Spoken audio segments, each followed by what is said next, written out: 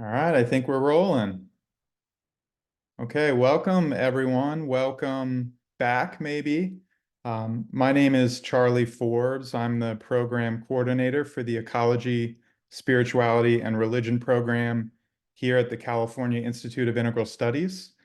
This is day 3 of our Religion and Ecology Summit, day 3 of 3 of the summit, um, focused on the theme of queer ecologies and religions.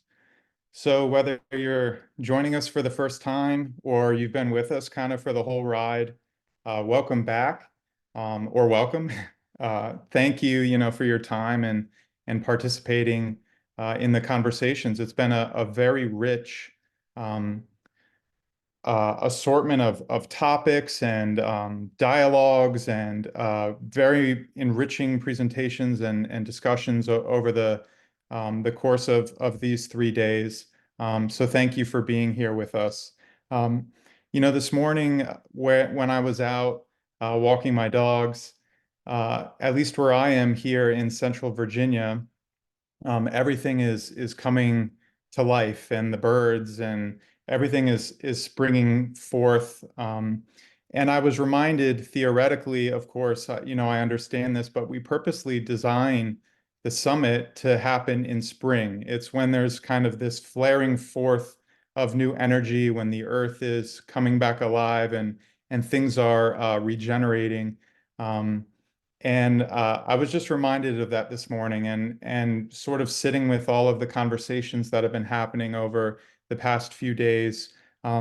It's also been in the mix of a lot of astronomical and astrological events. I know on Monday we had the solar eclipse. That's right after a lunar eclipse.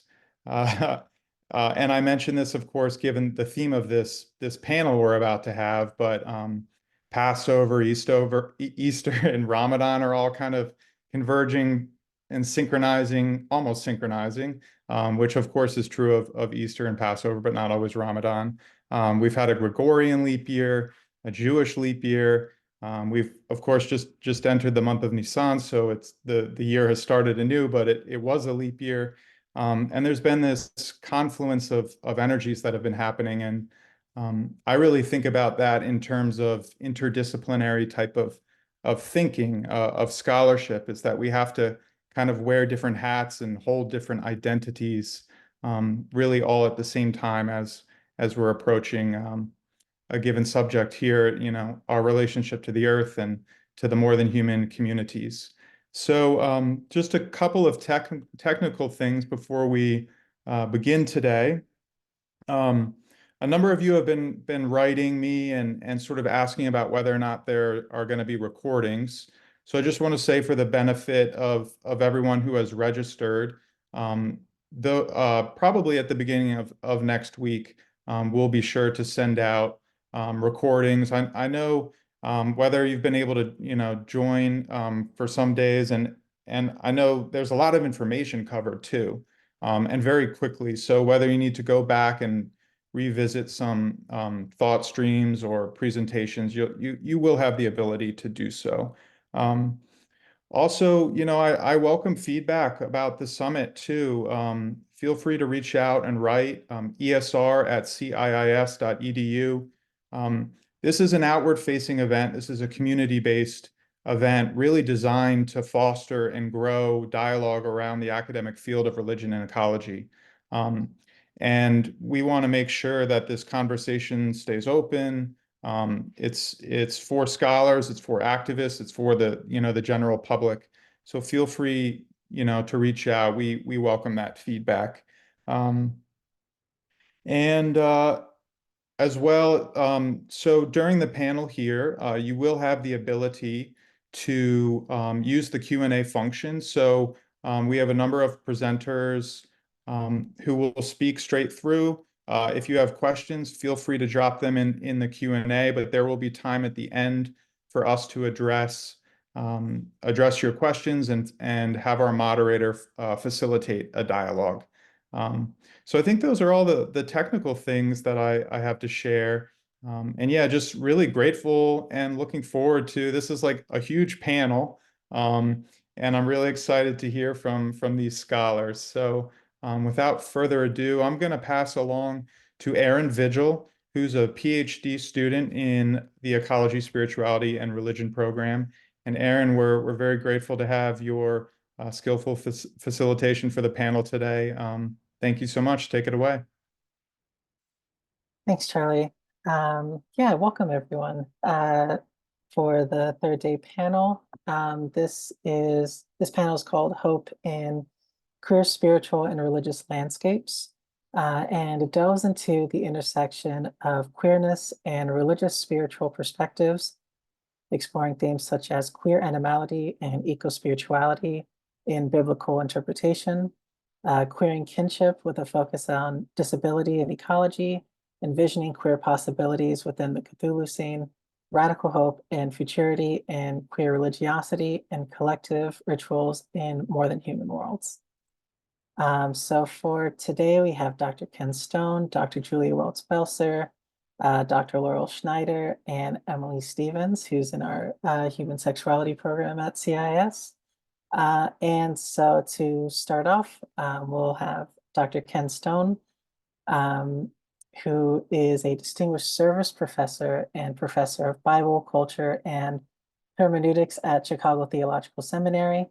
He is the author of Reading the Hebrew Bible with Animal Studies, Practicing Safer Texts of Food, Sex, and Bible in Queer Perspective, and was a co-editor with Teresa Hornsby of Bible Trouble, Queer Reading at the Boundaries of Biblical Scholarship. In recent years, his teaching and research interests have turned in the direction of queer eco-spiritualities, with particular attention to the roles that animals, animalities, and queer biblical interpretation can play in eco-spiritualities. So whenever you're ready, Dr. Stone. Thank you for that introduction. And it is sunny here. And just a while ago, a cardinal was singing outside our window. So I feel very much those appreciation for your scheduling it when you did. A few years ago, I put together a new course for my school on queer eco-spiritualities. I attempted to take a kind of queer approach to course building, resulting in a class that would have its own queer ecology. Rather than pursuing a course curriculum organized around a traditional academic topic with an accepted body of disciplinary scholarship, we would take a number of diverse readings that might seem to have little to do with one another and mix them together in a promiscuous way in order to see, without knowing in advance, what types of queer eco-spiritual relations might be established among them. Now, as it happened, the first term in which I actually taught the new course was the very spring in which the COVID-19 pandemic disrupted higher education. My ecologically oriented course shifted online, and the unanticipated circumstances led our discussions in directions we might not have taken otherwise. We gave more attention than I had planned to zoonotic diseases as ecological phenomena, microorganisms such as viruses, and our interdependent relations with the other animals who serve as hosts for the microorganisms that pass between us. Because it was a queer course, our discussions of zoonotic diseases and their social and religious effects inevitably led to reflection on the HIV/AIDS pandemic. But the queer pedagogical method of combining issues and readings that others might keep apart remained productive for the course and also led to my title for today, a title that brings together the strange combination of queer animality, eco-spirituality, and a brief quotation from the biblical book of Ecclesiastes or Kohelet, like fish caught in a terrible net.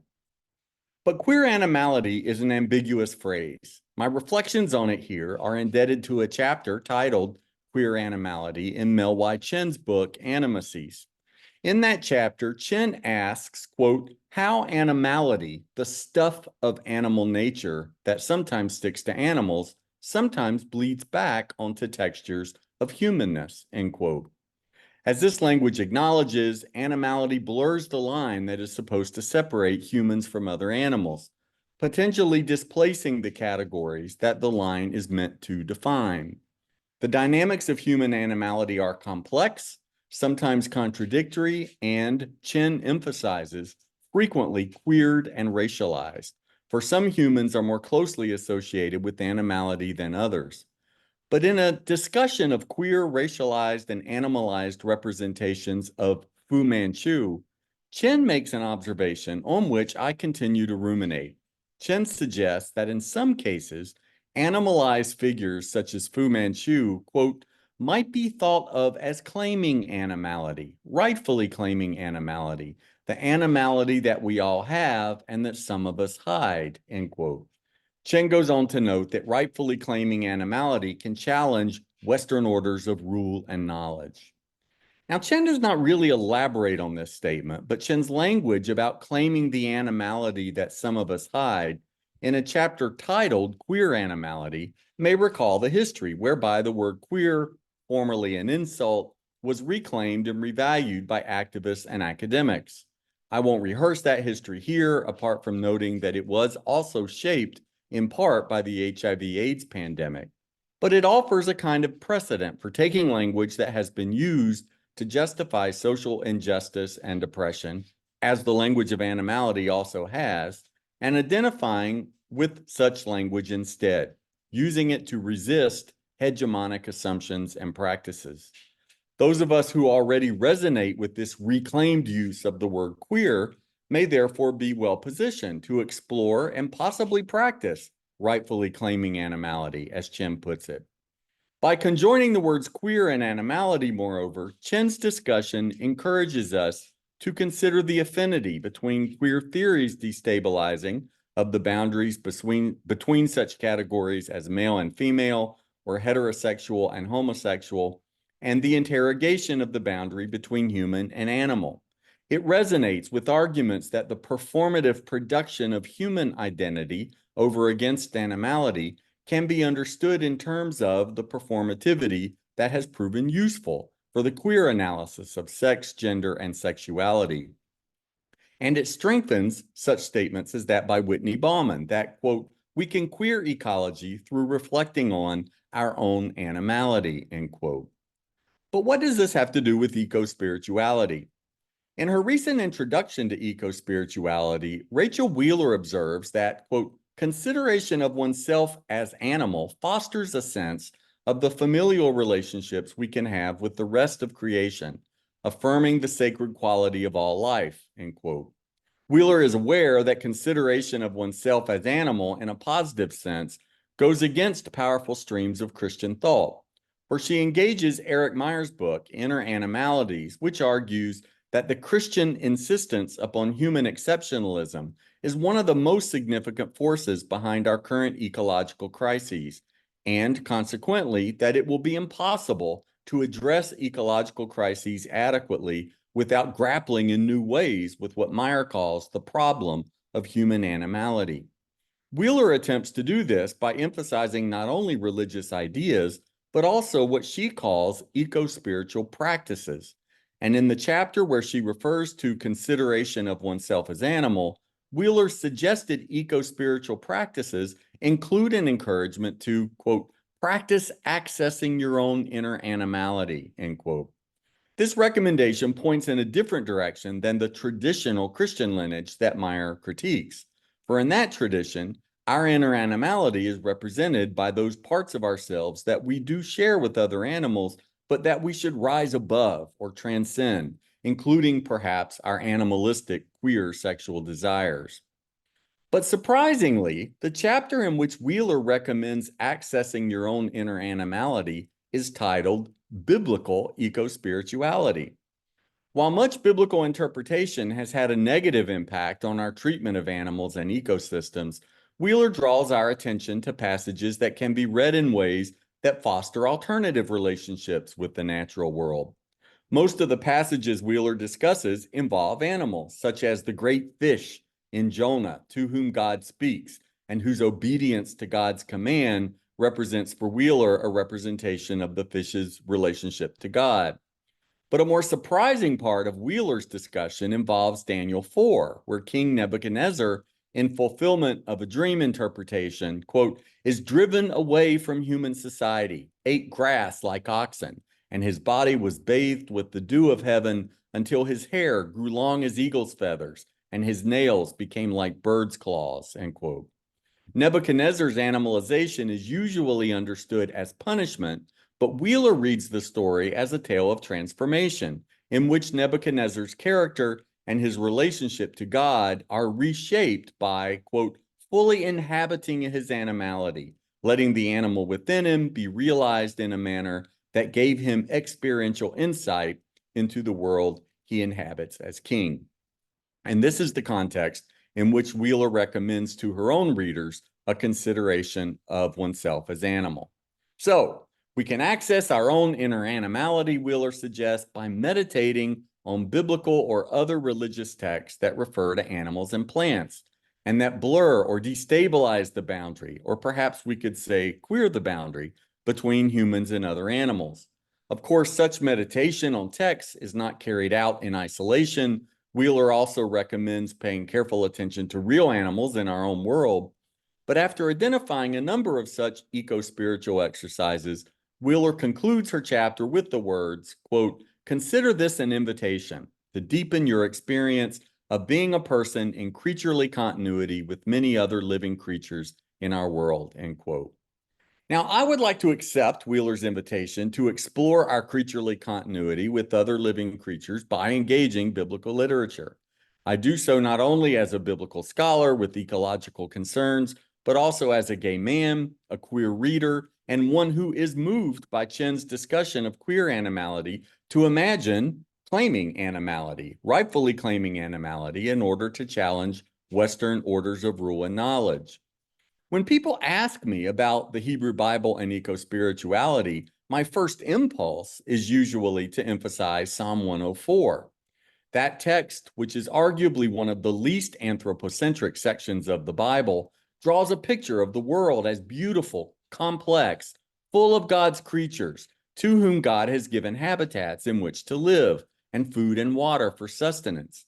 Humans are present, but have only a limited role in Psalm 104, which says nothing about dominion or the image of God, but simply lists humans among the elements of God's creation. While God causes plants to grow for humans, God causes grass to grow for grazing animals. And while people go out to work during the day, the animals of the forest come out at night, including lions who roar for their prey, seeking their food from God. This roar seems to function almost as a leonine prayer, a prayer that would be consistent with other parts of the Hebrew Bible where elements of the natural world are represented as praising God. And they have good reason to praise God in Psalm 104, for after a lengthy description of God's provision of homes, food, and water for living things throughout creation, the psalmist provides a kind of climactic summary of the dependence of all creatures on God. Quote, these all look to you to give them their food in its season. You give it to them and they gather it up. You open your hands and they are satisfied with good things. You hide your face and they are dismayed. You take away their breath or spirit and they die and return to dust. You send out your breath or spirit and they are created, and you renew the face of the soil, end quote. It's crucial to note that God's own entanglement with all these creatures is signified by the use of the word ruach in verses 29 and 30.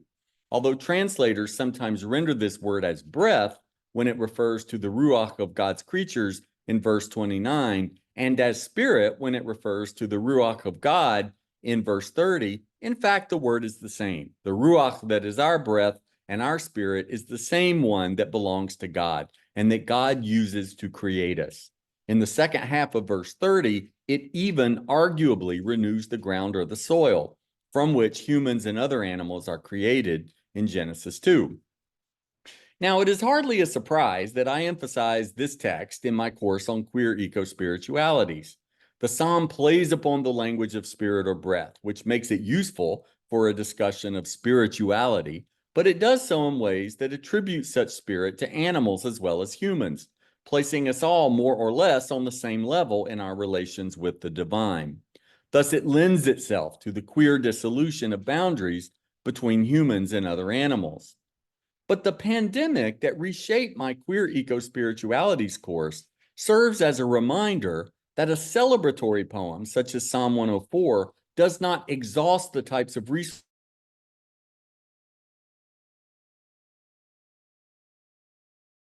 and spiritual lives. And this is the context in which I have found it necessary to consider as well the importance of Ecclesiastes as a queer eco-spiritual resource. The book of Ecclesiastes is often recognized as one of the strangest books of the Bible. Its speaking voice, Kohelet, tends to lift up beliefs that other parts of biblical tradition assert, but then interrogate or resist those same beliefs on the basis of experience and observation, partly because it resists assumptions that appear to be normative elsewhere in the Bible. I have long suggested that Ecclesiastes can usefully be characterized as an anti-normative queer book. But until the pandemic reshaped my course, I hadn't given a great deal of thought to the book's ecological implications. Like Psalm 104, however, Ecclesiastes assumes that both humans and other animals rely upon the same ruach, spirit or breath for life. The author of Ecclesiastes is aware of beliefs that the difference between humans and other animals might involve the fate of this spirit after death. One way to distinguish humans from animals, after all, is to understand the human spirit as something that lives on after the body, perhaps in an afterlife where one locates the justice that Kohelet finds missing from our world. And although this is not a common belief in the Hebrew Bible, Kohelet disputes it in chapter 3, where, after reflecting on the possibility that God will judge the wicked, Kohelet concludes instead, quote, I said in my heart with regard to human beings that God is testing them to show that they are but animals. For the fate of humans and the fate of animals is the same. As one dies, so dies the other. They all have the same breath, and humans have no advantage over the animals. For all is hevel, which is often translated as vanity, but might be better rendered as contingency or ephemeral like breath. All go to one place, all are from dust, and all turn to dust again. Who knows whether the spirit or breath of humans goes upward and the spirit or breath of animals goes downward to the earth, end quote. Even more explicitly than Psalm 104, this passage from Ecclesiastes calls into question the distinction between humans and other animals. It characterizes our awareness of continuity between ourselves and other animals as something that God wishes to teach us. It shares with Psalm 104 a sense that this continuity with animals is grounded in a shared animating substance, spirit or breath. But it emphasizes this continuity not in the context of praising God as the creator and sustainer of all life, as Psalm 104 does, but rather in the course of acknowledging that human fate cannot be differentiated from the unsettling fate that befalls other creatures, either before or after death. And this challenge to our impulse to separate ourselves from the fates and experiences of other animals recurs in chapter 9.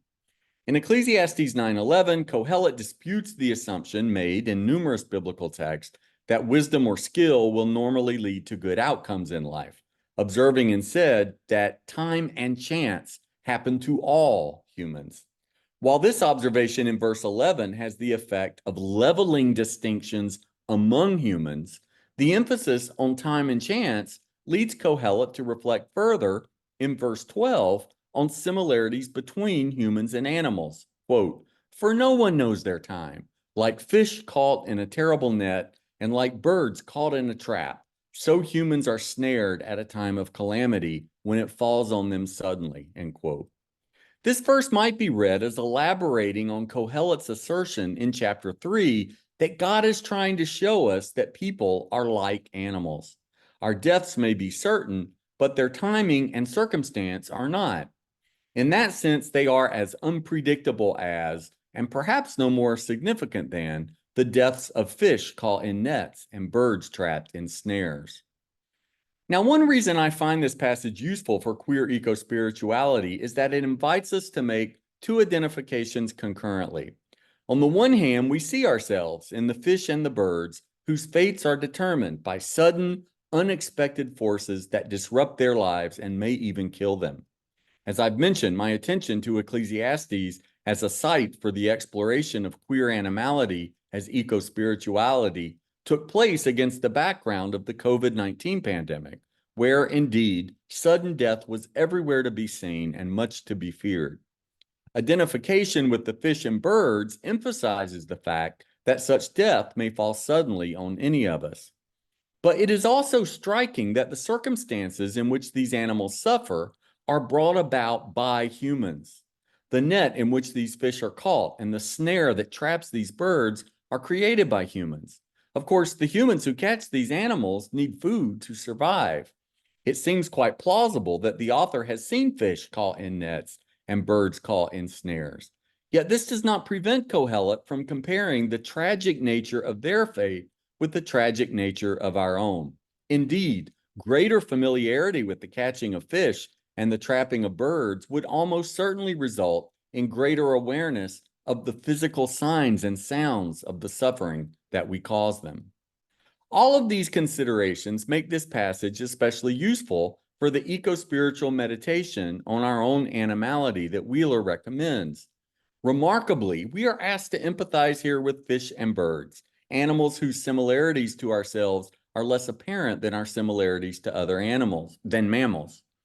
But today, awareness of the suffering, still often denied, of fish may well lead us to reflection on the collapse in numbers of fish due to industrial overfishing, dam construction, climate change, and pollution, not to speak of the suffering of massive numbers of other marine animals trapped in nets as bycatch. Awareness of the suffering endured by snared birds may lead us to reflection not only on snared animals that humans are trying to catch, but also animals that wander into snares accidentally, not to speak of other birds that we raise and slaughter for food, or the birds suffering from human causes, such as habitat loss, pesticides, ingestion of plastics, and so forth. Reflection on our animality in dialogue with sacred texts will not itself resolve these or other types of ecological problems. By reclaiming our animality, however, and reclaiming our own queer animality as an eco-spiritual exercise, we may enter a process from which we, like Nebuchadnezzar after his time living as an animal, or like Kohelet after his contemplation of animal life and death, emerge transformed and with greater experiential insight, to use Wheeler's term, into our shared ecological lives and our shared vulnerability. Thank you.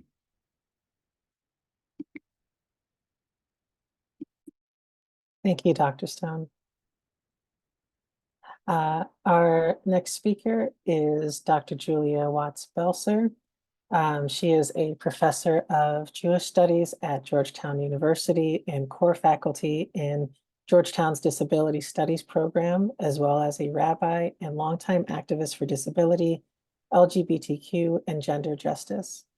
Her research brings classical Jewish texts into conversation with disability studies, feminist and queer theory, and environmental justice.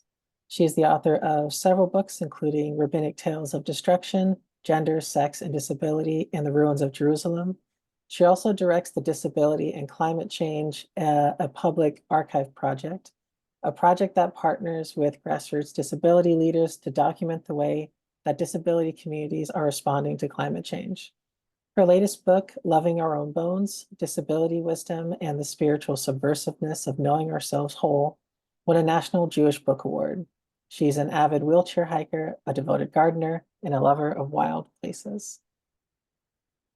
Thank you so much. It is a huge pleasure to be a part of this conversation today. I'm going to share a few slides to support my talk, so I'll go ahead and do a screen share now. Okay. All right, so I'll speak today about queer kinship, disability, ecology, and the elemental world. And I'll pick up in particular on the theme of birds. Rather than start with theory or theology, I want to begin with a story. Every autumn, a huge flock of crows come roosting near my home. They are big, beautiful birds, and their voices cut like a haunting through my bones. Over the past few years, I've come to feel them as a core element of my winter world. I listen for them. I look for them. Mornings and evenings when they gather communally, They are bold and boisterous, often on my neighbor's lawn, 200 or 300 of them together. Once I remember watching the crows settle in a massive maple tree. I feel their bodies come to rest, that unexpected silence for a moment, holding my own body like a breath. And then some force I cannot name or know sweeps through their midst, some primal stirring, and they rise and fly, their brilliant black bodies startling up into the sky. God of crows. Those words seared in my heart the first time I saw the crows take flight like that. They feel like an invocation to the power and presence that shimmers in the beat of 1,000 wings. I'm sitting at the window when it happens. 300 crows startle up from the grass, all in an instant, all coming towards me, their bodies black beams of light. When the crows rise, they sound like a bellows, like a river of wind. They stream up and away from the ground, from the trees, and for a moment, my world is only this, an upsurge of shimmering, dark flight. Now, I don't know if crows recognize the sacred. I don't know if they feel themselves come more alive when the oak leaves shiver sweet against their bodies. I don't know if they feel pleasure when they wake to see frost glitter on the grass. Honestly, it feels presumptuous to make that claim. It's all too easy to domesticate their difference, to press their wildness into familiar categories, to make them avatars of what I already think I know. But one thing is clear. I can no longer think about God without coming back to that memory of crow rise. By God, I don't mean some patriarchal man crow high in the sky, ready to pounce if a bird gets out of line. I mean God as the impulse that calls them to flight. God as the force that pulls them toward each other. God as the presence that thrums within and beyond each of their bodies, the symphony of motion, the rush of cacophony. God as the anchor that leads them back each year to the same winter trees. God of crows. In part because of this project, I've been thinking a lot about what I'm calling queer kinship, wild kinship. When I talk about queer kinship, I mean a potent recognition of relatedness with the elemental world. By queer kinship, I mean what happens between the crows and me, what happens between my body and theirs. I mean this luminous otherness that opens into a shiver of unexpected recognition. What ecological anthropologist Deborah Bird Rose calls, quote, different and same. So many of us were taught a straight-laced story of kinship as tidy genealogy, an inheritance passed down in neat family lines. I mean queer kinship differently. I mean queer kinship as a pull that scuttles those expected boundaries, an orientation toward wildness, a beckoning beyond the familiar. My interest in thinking theologically across species lines brings together my own commitments to thinking and feeling religion through the prism of ecology, queerness, and disability.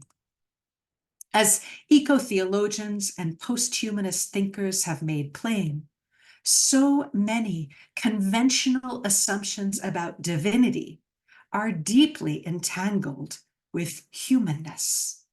And here, I don't just mean explicit assumptions about anthropocentrism, but also about norms and expectations, quote unquote, universals that humans often take for granted about language and communication, about perception and revelation.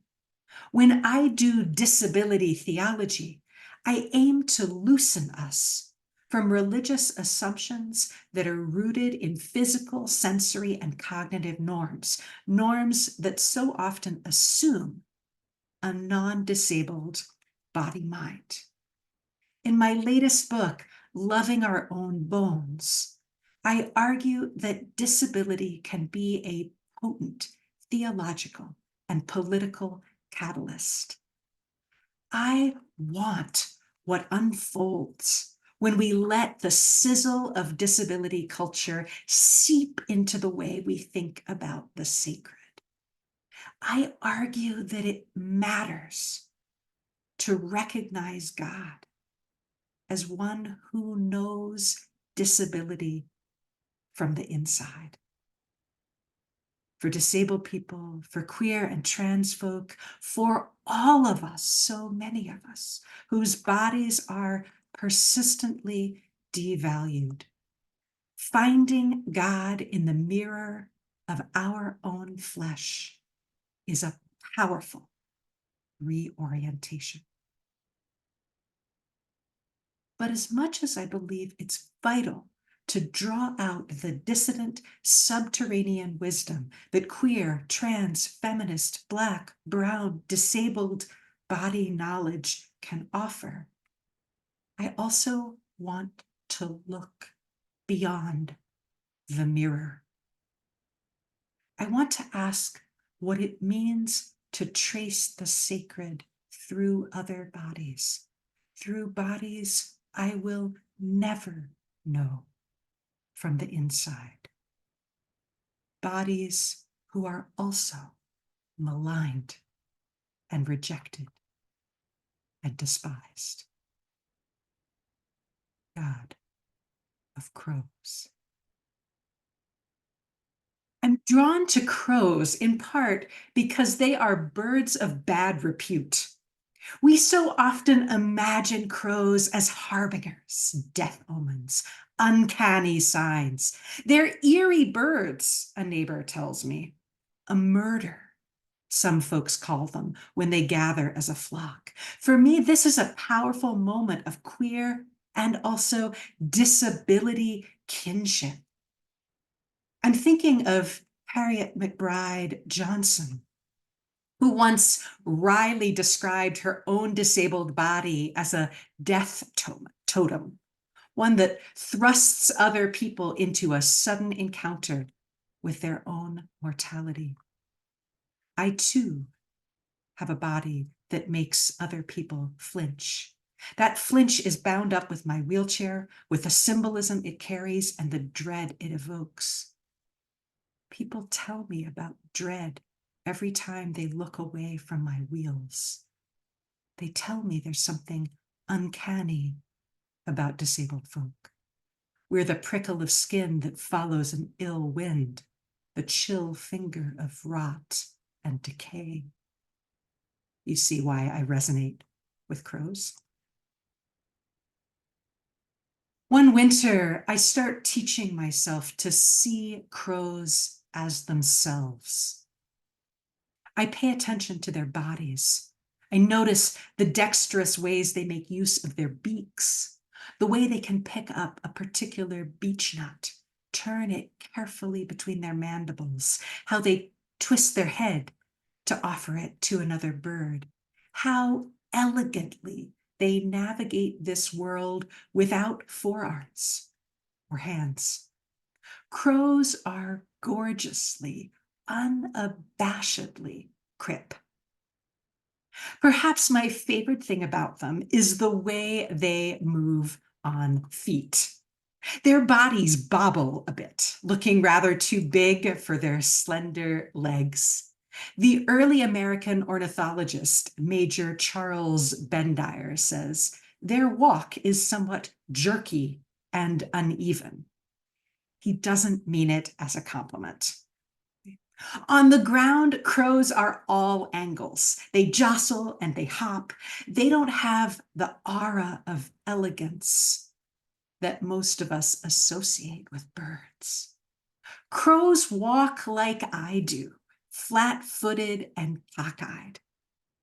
But while I grew up anxious about awkwardness, always feeling ableism scrutiny and the cut of other people's stares, crows claim the ground without an ounce of embarrassment. Outside my window, a big, beautiful crow walks down the center of the street with her bold, brassy stride. She's got plenty of grace if you know how to look for it. And she has mastered the art of utter self-assurance, the sweet, saucy certainty of her own basic rightness. Crow posture reads like a dare. Go ahead, watch me. I don't care. There's a medieval Jewish moral tale about the way crows walk. It appears in the medieval Midrash alphabet of Ben Sira, and fair warning, it lands hard against my own disabled bones. The story goes that one day the raven was watching the dove, watching her beautiful, elegant stride. The raven watches and wants. So she tries to force her feet to mirror the dove's pretty little step, and the other birds look on and laugh.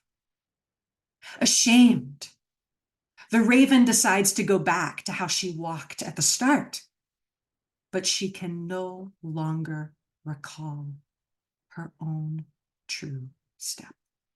That's why she limps, why she bobs, why she can't walk right. Now, the medieval Midrash tells this story as a tidy moral tale. It concludes, one who tries to grasp more ends up holding less.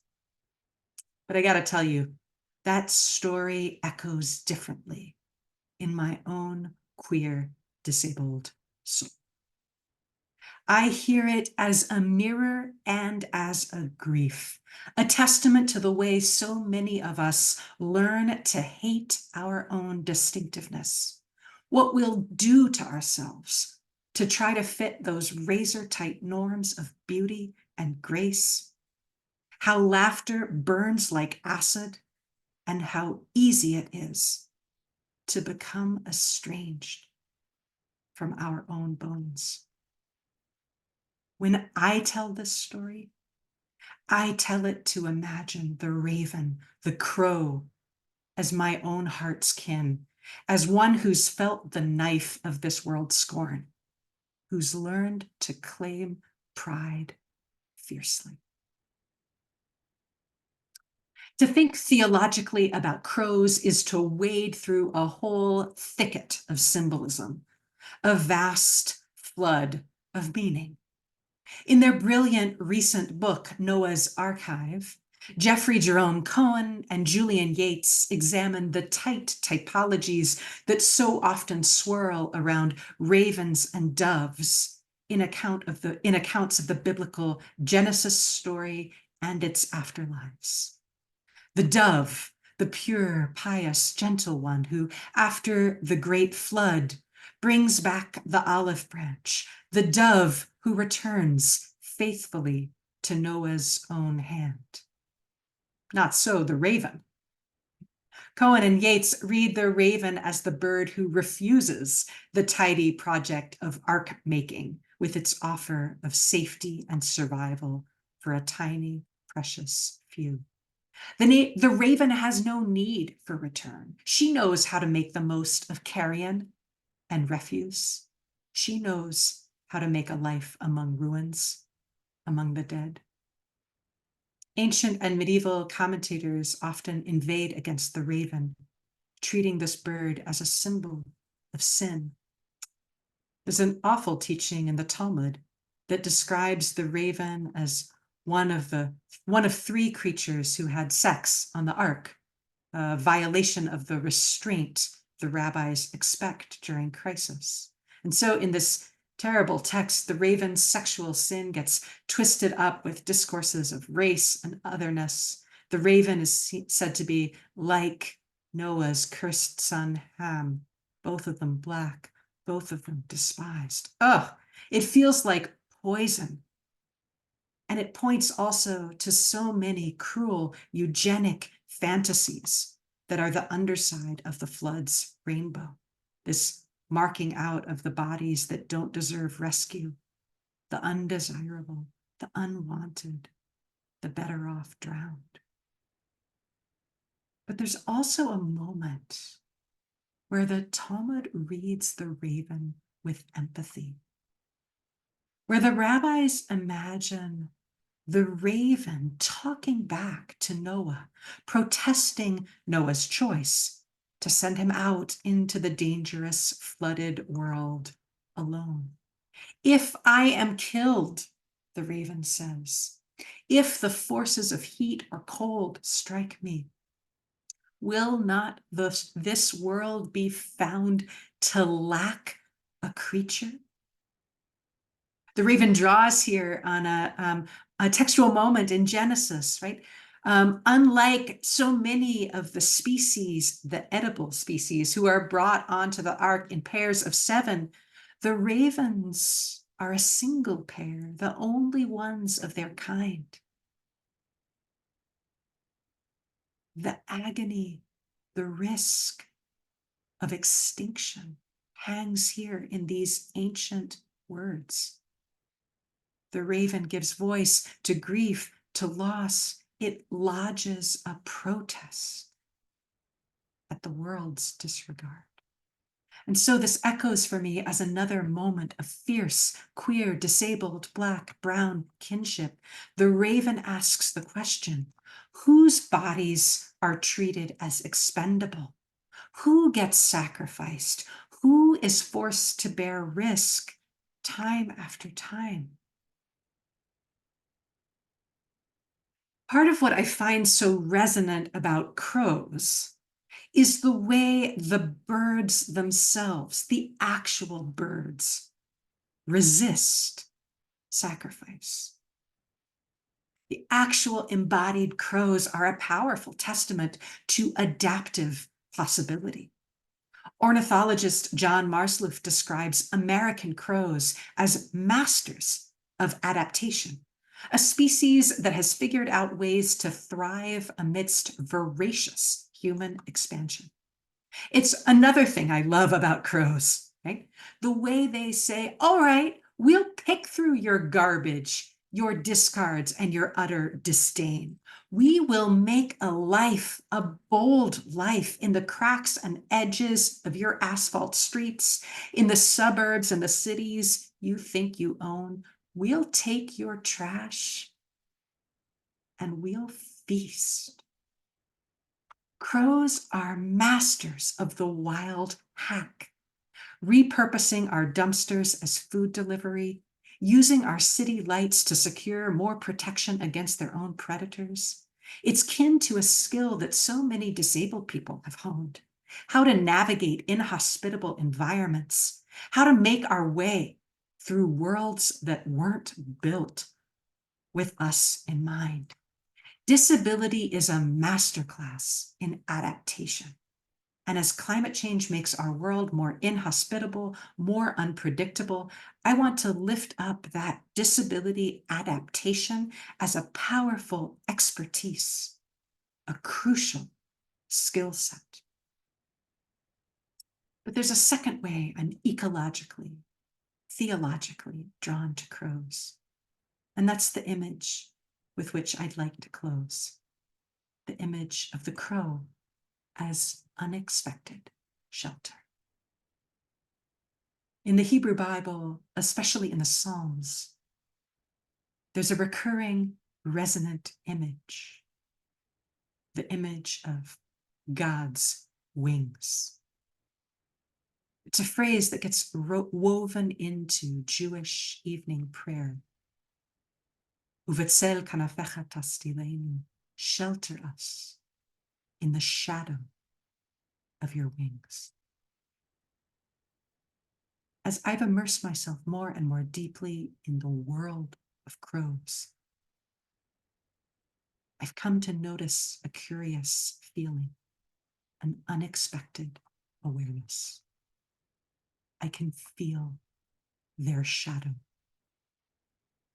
When the late afternoon sun streams into my office window, when the crows fly low, I can feel their presence, the shadow of their passage.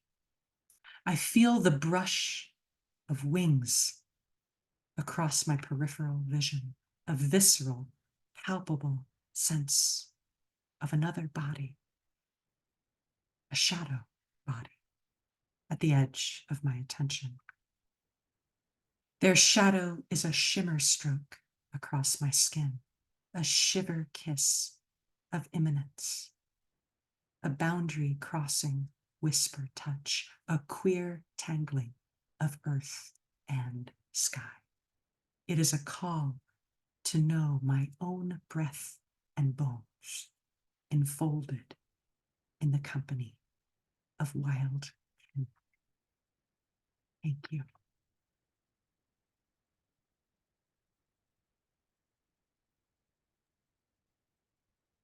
Thank you so much, Dr. Belser. Our next speaker is Dr. Laurel Schneider. No, Who is, I'm sorry. oh, no, you're mute. Wow. Okay, I'm Yeah. sorry. We're on the same page. Dr. Laurel Schneider is a professor of religious studies and the Graduate Department of Religion, as well as affiliated faculty in the Gender and Sexuality Studies Department at Vanderbilt University. She received her BA from Dartmouth College, her Master of Divinity from Harvard Divinity School, and her PhD from Vanderbilt University. She currently serves as Vice President and member of the Board of Directors for the American Academy of Religion. Among other scholarly books and publications, she is the author of multiple essays in queer theologies and of 2 monographs, such as Beyond Monotheism, A Theology of Multiplicity. Most recently, she co-wrote Queer Soul, Queer Theology, Redemption in Real Life with Thalathia Nikki Young. She works on queer theories of multiplicity and Christian theologies from a post-colonial, anti-racist, and liberationist perspective, and is a student of Native American religious and philosophical traditions. When she can be there, she shares her home with Emily Towns and Winnie the dog on Martha's Vineyard off the coast of Massachusetts. Thank you.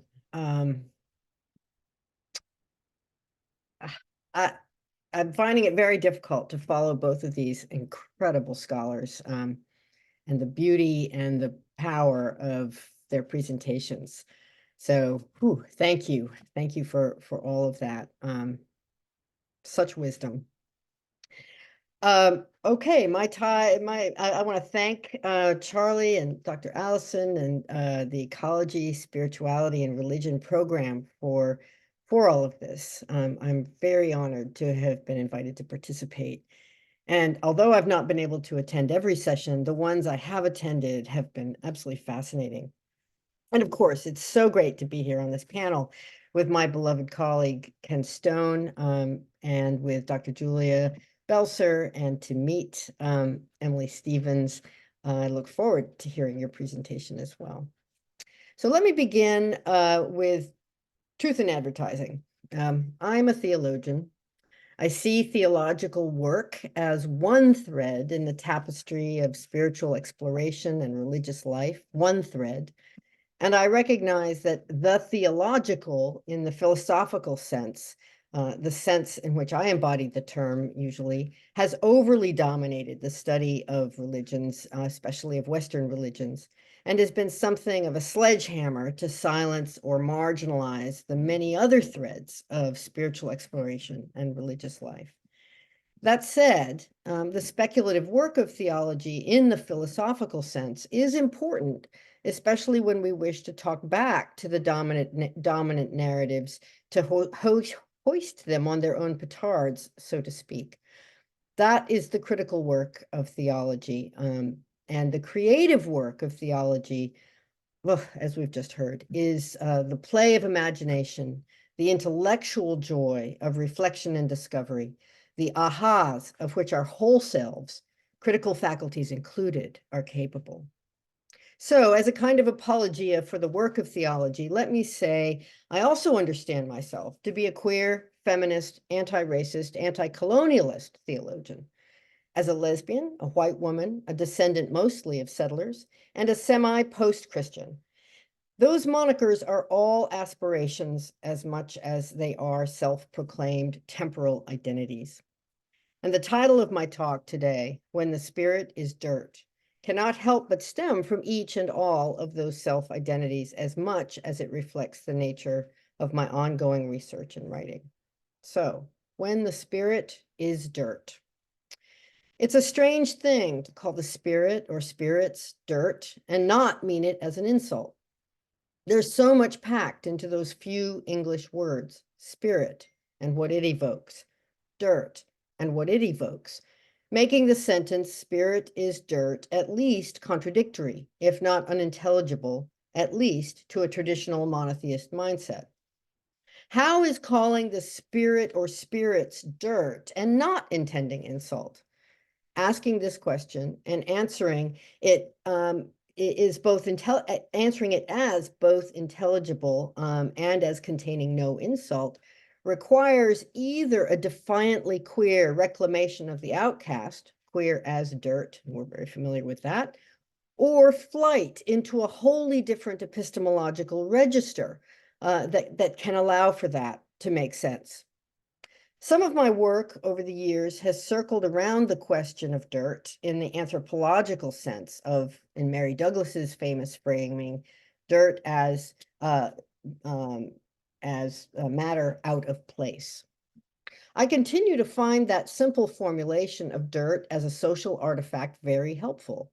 Dirt and the dirty are wholly determined in that sense by cultural construals of order and purity, and do not stem from some essential quality of the matter under consideration, whether from the earth, from animal excretions, or from human behavior. Dirt on the plate is not dirt. Food on the plate is not dirty. The same food on the floor is dirt. Dirt in this sense is locational and specific, the indication not of the failure of a constructed order, but its foundation, its explication, its reinforcement. Without dirt, in other words, there is no order.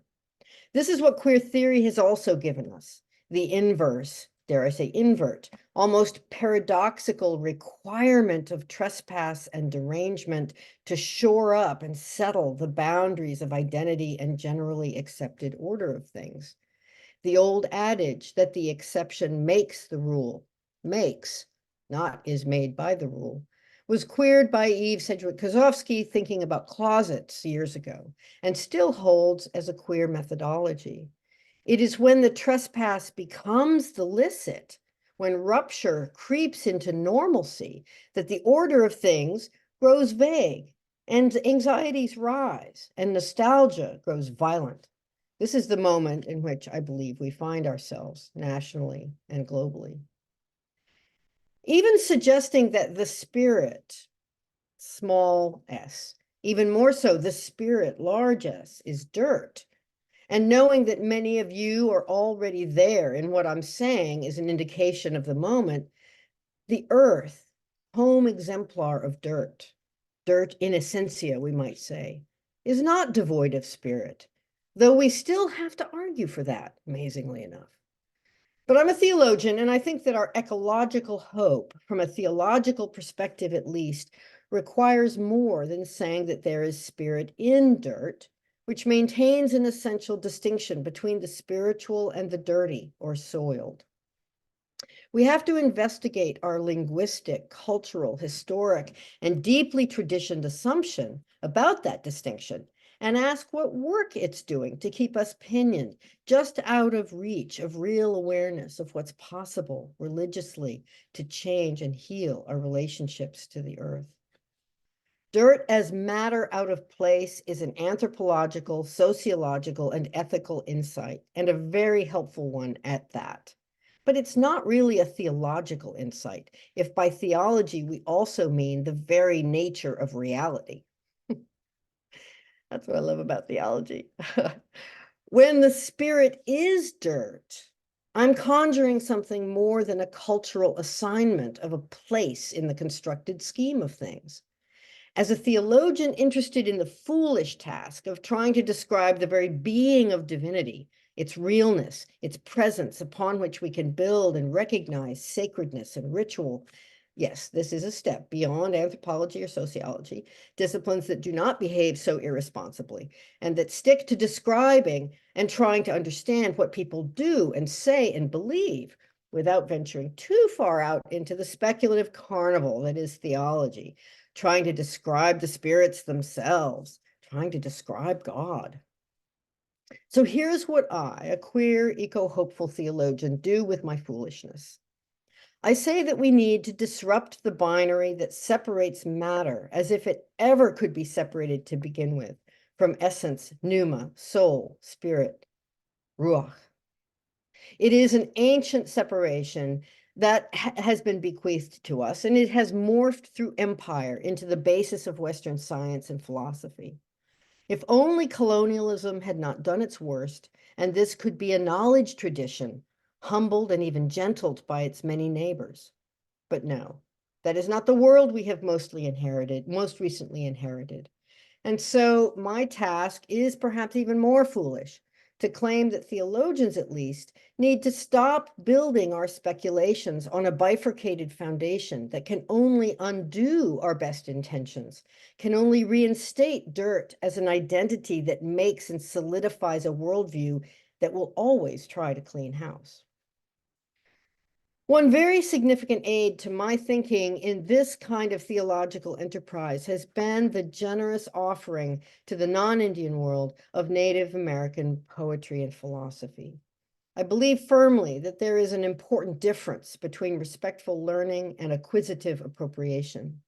Just as traveling to another country for the first time allows one to see one's natal home in a new light without becoming a resident or citizen of that other place, learning from indigenous traditions is a form of respect, so long as I do not claim or take identity and ritual practices that are ungiven. So, as a student of teachers in the various Eastern Algonquin language traditions, I have come over the years to see more clearly the profound constraints Western philosophy and its dominance in colonial religions have placed on thought. The world domination of European philosophy and now of the English language makes thinking otherwise increasingly difficult. An example here may help. Lawrence Gross, an Anishinaabe scholar, has pointed out that some quantum physicists, in dialogue with a number of indigenous linguists, agreed that, quote, particle physics and American Indian languages describe the world in much the same way. That is, the world exists as energy in flux, end quote. They went on to agree that Western philosophical language stands in the way of truly understanding this flux and makes it very difficult for the scientists to explain themselves, as any of us who have tried to dive into quantum physics knows. Gross uses his own language to illustrate, pointing out that Anishinaabe is a verb-based rather than a noun-based language system. So descriptions of things must cast those things into motion, capable of flux, making identity always a provisional rather than an essential matter. In an overly simplistic but effective comparison, the correct description of something in English gives it a static identity. The tall tree, the brown eyes, dare I say, the male person. But Anishinaabe uses verbs. The tree talls, the eyes brown, the person males. Yes, I hope you native English speakers can sit with that. Let it roll around in your imagination for a bit. Try going through a day speaking like that, for example, and see what that changes when you look around yourself. By going into a complex description of the language, Gross is able to demonstrate the impossibility of speaking fixity. If your descriptive language is verb-based, there is animacy all around you. You cannot say otherwise without great difficulty. You become like an English speaker trying to speak quantum physics. There is flux. You think in terms of that. As Gross writes, quote, the notion that the whole world is spiritualized, even supposedly inanimate things, forces a reconceptualization of the world itself. So from the Anishinaabe point of view, nothing is dead or inert. All things are alive. What this means is that everything is vibrant, dynamic, energetic, and in a constant state of flux. So this kind of illustration suggests to us that a queer theo-ecological approach might do well to recognize the limitations that our language habits, at the level of grammar even, can place on our understanding and ability to envision and enact the modes of relationality that we speak. Another help to me has been poetry, and I want to read to you a poem. I actually looked online to see if I could find her reading it herself, but she has done a performance, but it takes quite a bit longer than we have, so I will read it. Joy Harjo is the former U.S. poet laureate, a member of the Muskogee people, and her poem, A Post-Colonial Tale. Every day is an enactment of the creation story. We emerge from dense, unspeakable material through the shimmering power of dreaming stuff. This is the first world and the last. Once we abandoned ourselves for television, the box that separates the dreamer from the dreaming. It was as if we were stolen, put into a bag, carried on the back of a white man who pretends to own the earth and sky. In the sack were all the people of the world. We fought until there was a hole in the bag. When we fell, we were not aware of falling. We were driven to work, or we were driving to work or to the mall. The children were in school learning subtraction with guns, although they appeared to be in classes. We found ourselves somewhere near the diminishing point of civilization, not far from the trickster's bag of tricks. Everything was as we imagined it. The earth and stars, every creature and leaf imagined with us. The imagining needs praise, as does any living thing. Stories and songs are evidence of this praise. The imagination conversely illumines us, speaks with us, sings with us. Stories and songs are like humans who, when they laugh, are indestructible. No story or song will translate the full impact of falling or the inverse power of rising up,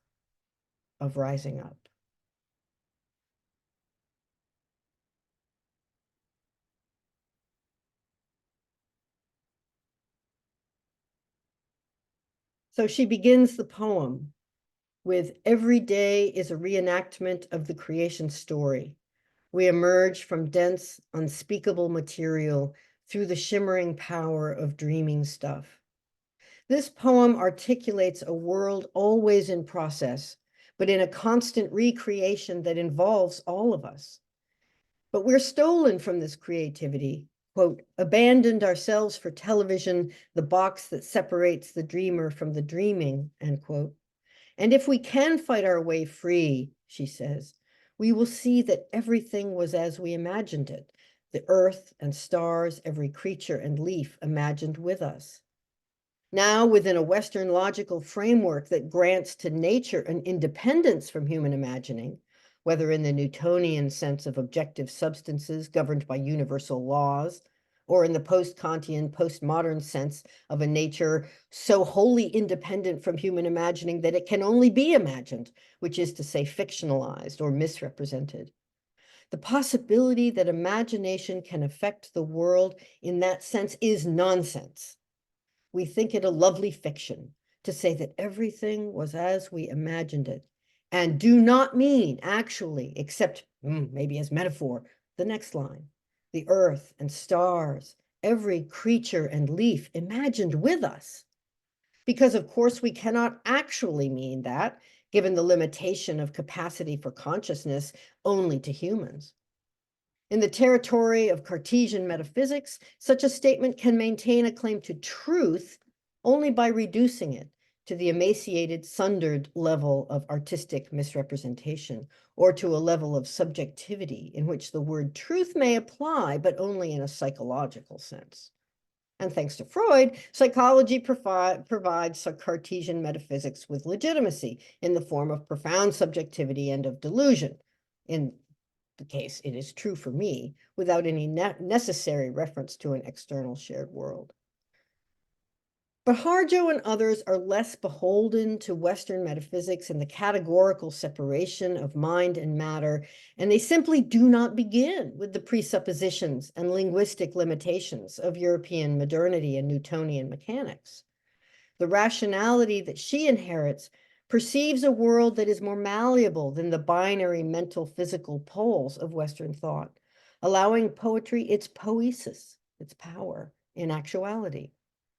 As such, as the ritual experts here at this conference already know, it's only Western philosophy and its theological and colonial minions that deny agency to poems and stories.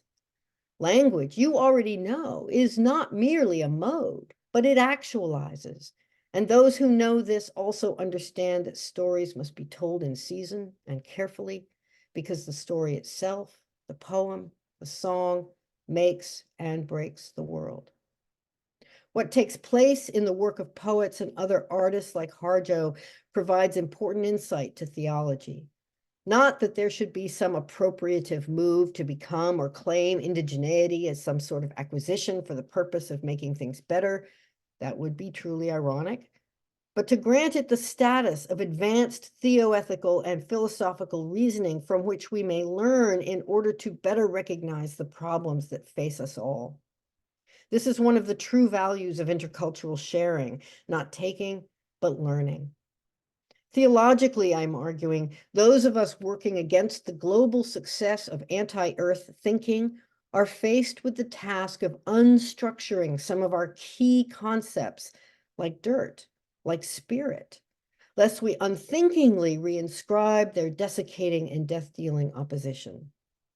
To recognize the importance of worlds that never divested themselves of divinity to begin with, whose conceptual and linguistic understandings keep the vitality, personhood, and agency of all matter, who never had to justify arguments for the possibility of aliveness, agency, soul, in crows, for example, and other beings other than human, the way we moderns do.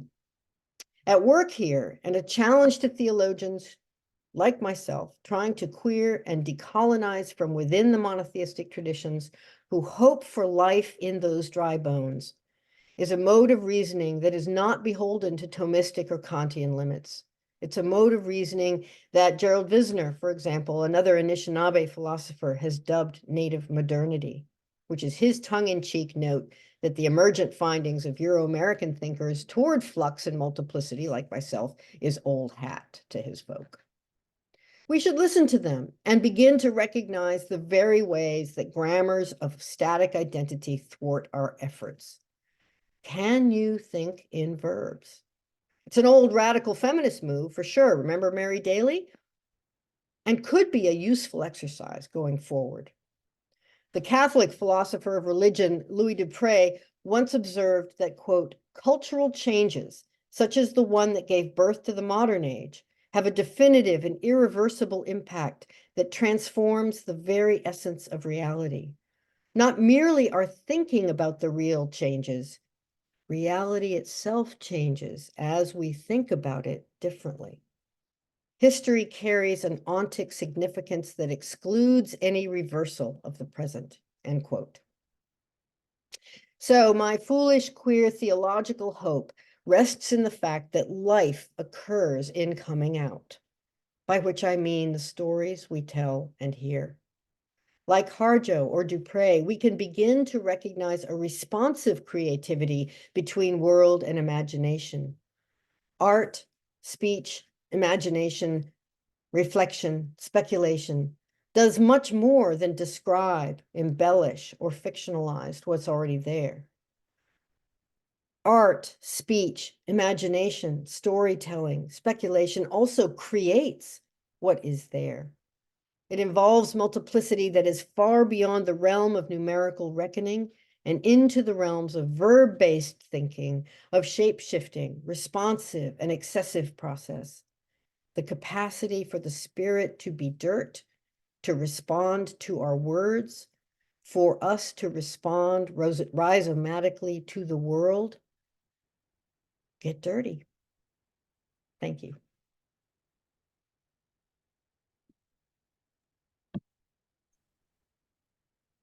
Thanks so much, Dr. Schneider.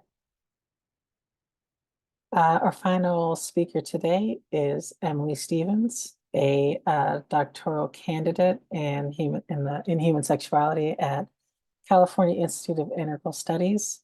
She received her bachelor and master degrees, each in psychology and gender studies, and has published research on the topics of queer health and intimacy, queer family formations, and queer religiosity. Much of Emily's work in psychology, gender studies, and sexuality have led her to an interdisciplinary overlap where religious studies have often come into play. Emily's current research asks how queer religiosity may inform broader cultures and psychological worlds in order to provide more effective healing modalities for queer populations. Her work is informed by intersectional feminism, crypt theory, queer theory, critical sexuality studies, and decolonial contexts. Thank you so much. And hi, everybody. I'm just honored to be talking with you all today and hearing all of your brilliant presentations. And so to try to stay on par, I have some slides to go along with my talk today, and I'm really excited to talk to you guys about the ways that sort of to stay in line with the co-panelists here is I want to talk about the world making that happens and that we can see throughout history with queer witches and by queer witches. And we'll talk a little bit about what I mean by that.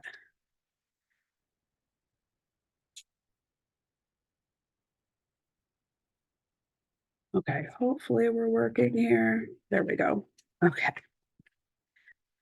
So I want to start by talking a little bit about the interdisciplinary nature of this work and to find some terms just a little bit for anyone who's not privy.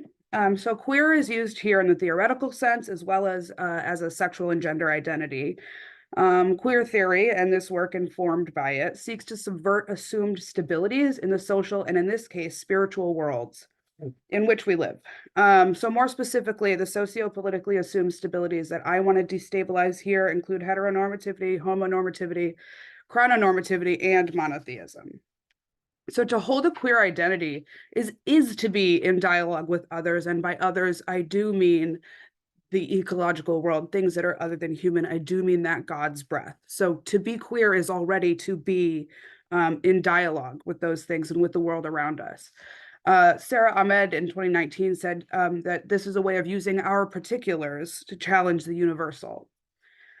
So the embodied experience of queerness has been historically one of coming up against a world in a body that has to work to make room, to disturb one's surroundings, to experience violence, to direct oneself away from a future that had been assumed, becoming a problem by naming the problems that are already so clear, re-inhabiting oneself, turning toward and intruding, locating and relocating. And so that's what queerness sort of already is in the world. The nature of interdisciplinary studies, or combining several fields of work for perhaps a broader and more interconnected result, has as much to do with these intersections as embodied queerness does. So Munoz explains that, quote, queerness is illegible and therefore lost in relation to the straight mind's mapping of space, unquote. From the basis of this iteration, of queer theory, one is able to imagine the ways in which the inherent liminality or in-betweenness of queer religiosity can aid us in reimagining the social, religious, and clinical spaces for queer populations. So why queer witches? Neo-paganism, or the more current branch of this population, often intentionally stays undefined, much like the term queer itself. Most often, neo-pagan practitioners include some form of polytheism and animism, which has been brought up a couple of times here. While the traditions themselves remain intentionally disorganized and varying, even in larger gatherings that can include tons of different branches of pagan and neo-pagan communities. Most pagan practices share a focus on and a value of nature, including the body and the earth. One practicing pagan described their sexuality and beauty routines as witchcraft or as a spiritual ritual, which I personally find to be pretty true. Many pagans also describe socio-political factors wrapped up in this spiritual experience that they're having. Even some of them say that it's definitive of their pagan practice. One person said, "The greatest love magic we can perform is seeking justice for the oppressed." So these practices, particularly among queer populations, seem to re-envision and reshape healing modalities that are conceptualized more often within damaging or inaccessible systems like psychology. All the while, there's a clear timeline of witches that we can follow to gain a better understanding of how the traditions and means of well-being have remained primarily outside of those damaging systems. So in less words, how have queer people used paganism and these sort of liminal practices to survive when other systems weren't helping us to do so? So, of course, we can see the interdisciplinary nature of this work when we're already sort of in psychology and in sexuality with activism involved, and we also, of course, have the religious studies piece in there. So when anti-slavery activism and women's suffrage movements began, Quakers and spiritualists were the first to the front lines. At the time, such concepts as women speaking in public at spiritual conferences was wildly queer and in nature, was wildly queer in nature, and that these groups and individuals so boldly defied social and religious standards of the time. Paganism remains strikingly similar today to that. It is still very much coming up against the current, the popular, the dominant, just like the early spiritualists did. Well, not just like, but similar. So modern paganism is also really Jungian in nature, which is interesting when we dig into the psych piece, which it queers the concept even more. So pagan practices promote self-acceptance, connectedness, autonomy, and accountability. Carl Jung discussed and developed Jungian therapy in the early 20th century, making a point that the unconscious serves as a source of wisdom and guidance for the purposes of psychological growth, not unlike the spiritualists of the late 19th century, who often pointed much to the same concept via seances and the like. So this unseen bridge between the afterlife and the here, which spiritualists and others believed at the time, may well have been the very same as Jung's idea of the unconscious. Even Jung's proposed three parts of the unconscious bear resemblance to the Greek figure Hecate, who is frequently worshipped today in modern paganism. So the point there is that religion and culture can function as ontological co-creators. So these queer witches have created their own world, their own sort of gap in between the lines, where historically they've been able to survive and flourish. So the relationship between religion and sexuality has always been complex and culturally relevant, from Mesopotamia to Greek myth to contemporary religious practices. There are always ambiguities and sexual commentaries within spiritual and religious traditions. The world's three monotheistic religions, Christianity, Judaism, and Islam, the big three, are generally less tolerant at best of LGBTQ plus identities and experiences as well. So research has shown a rise actually in pagan practices among queer identified populations. Religion functions as a means of social control and meaning making, significantly impacting conceptions of love and sex. Sexuality throughout history has remained heavily related to religion. Religion is embedded in culture, interacting with politics and identity formation differently at different points along demographic scales. Data has also shown that for sexual minorities, social stigma and support from religious institutions can have a dual impact, and that queer populations' conceptualization of religion often relates to their well-being.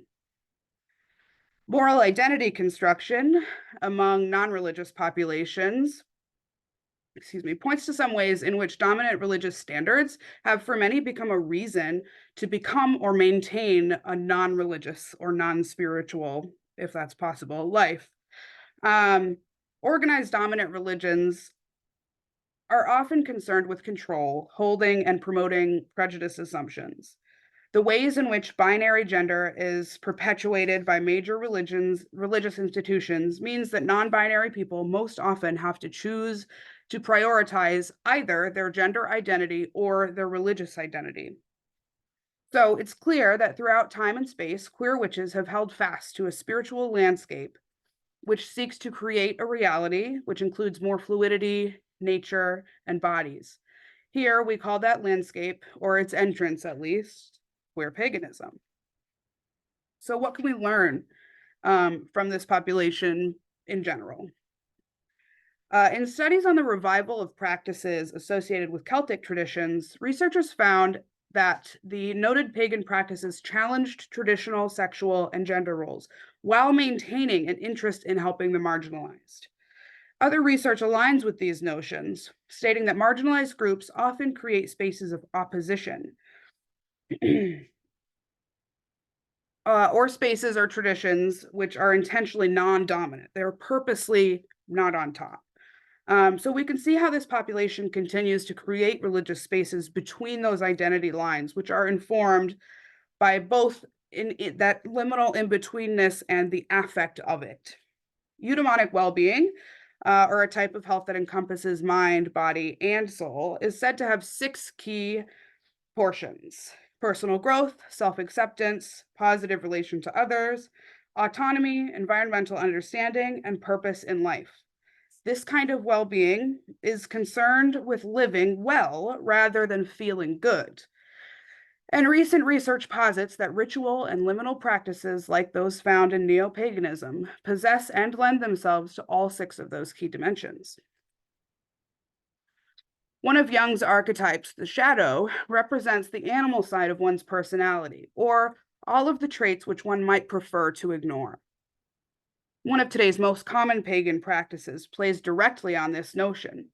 Shadow work functions as a journal practice intended to address, heal, and integrate one's darker or less desirable traits.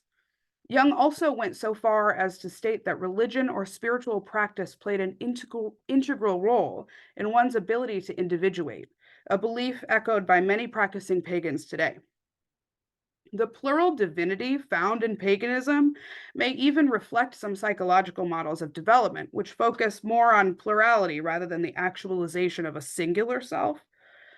Research has shown that divided societies and marginalization create liminal spaces already, just as queer witches have also done. When a practitioner casts a circle for spell work, they're creating a liminal space between worlds, while also, as a queer person, inhabiting multiple worlds themselves. That is our liminality, our in-between space lending itself to that healing and to that survival. There's also evidence to support the use of symbolism in psychological models of healing trauma. Given that the human brain processes trauma, like the trauma of existing in a queer world, existing queer in a not queer world, excuse me, in a post-linguistic manner.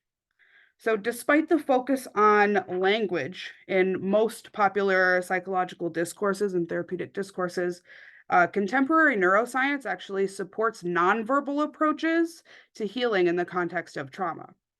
Trauma is already contextualized in the physical brain in queer ways. It's a nonlinear experience, a physiologically in-between experience, which may be better processed the same way. The separation from social caused by being queer in the world leads us into a liminal space, a trauma cycle which ends with reintegration when queer pagan spaces are accessible, or queer spaces generally are accessible. Resilience and ritual have both been proven necessary in this process, while the sacralized borders of liminality frame a potential for enchantment, subversion, and change. It's Harris. The ritual of creating magical spaces, of pluralizing divinity and sacralizing the self has been a cultural defense for queer populations for centuries. It is in this way that queer populations have made a benefit out of what they had been told was a social deficit. Becoming self-aware, embodying one's sexuality and variance can be used as an advantage, and in this case has created and intertwined with a long history of religious, esoteric, and spiritual histories. So in an unpublished mixed methods analysis of survey data gathered in 2019, a pagan sample was 96% queer identified, with only one cishet pagan in the group. Though the monotheistic was significantly queerer than expected, they were still less queer than the pagan sample. The pagan group also showed medium levels of religiosity, so they were less religious. They were less verbally religious than the monotheistic group, but more religious than people who said they were just spiritual. In terms of sexual behaviors, the pagan group was both more likely to have sex with people of more than one gender and more likely to have more than one partner in a single sexual interaction. So the likelihood of the latter for the pagan group was 21.7% compared to the monotheistic 1.8%. So this value of bodies and connecting in that physical way is very much translated in that data. Qualitative analysis of the responses on questions of religion showed that monotheistic respondents were more often clear and concise about their religious label, going into way less detail about their life history, identity, and political reasonings for their religious identity. Just in generally, they sort of said, I'm this, and that was sort of it. There wasn't too much context provided there. Their pagan counterparts frequently included a previous religion, a story of having left a religion, or clarifications between family and personal religious identity. Overall, the queer pagan sample showed better skills of self-reflection and processing than did their counterparts in the other groups. Monotheistic respondents also did not tend to use words such as nature, universe, or spiritual as their pagan counterparts did. Also notable is that half of the original sample did not specify religious identity at all, pointing to a potential cultural shift away from religious discussion as a whole, which is also seen in other literature. When asked to describe their religion or worldview, recurring terms throughout the pagan subsample included pagan, witchcraft, nature, universe, earth, heathen, spirit, and pantheism. Other responses included Jedi, God in everything, spiritual, the tarot kind, cult-like, and ritual. 19 of the respondents used the word pagan, few describing it any further than that. The lack of definition set forth by respondents echoes previous data on the topic of queer paganism. So what do we do with this? Identifying various means of survival and healing created and used by populations who have been historically marginalized and who have not shared a linear origin is paramount to rewrite and re-theorize modes of therapeutic healing for marginalized populations. There's a body of literature which demonstrates the significance of social identity and spirituality in contexts of survival and healing from larger generational traumas. Given ongoing current trends, threats of domestic terrorism toward queer and LGBTQIA plus communities, as well as less dominant religious populations in the United States, it's clear that we as a culture and in all discourses maintain goals of liberation. It's clear that we must maintain goals of liberation and survival in these, especially for these at-risk populations. This work, which is grounded in queer phenomenology, queer time and affect, feminist theory, and queer theory, prioritizes the worlds of marginalized populations throughout time and today in order to gain a better understanding of the offline or in-between nature which has persisted and benefited overall well-being among queer pagan populations. What we learn from these histories, lived experiences, and practices can and must play a role in healing systems like American psychiatry, which too often functions against queer and other marginalized populations. Thank you.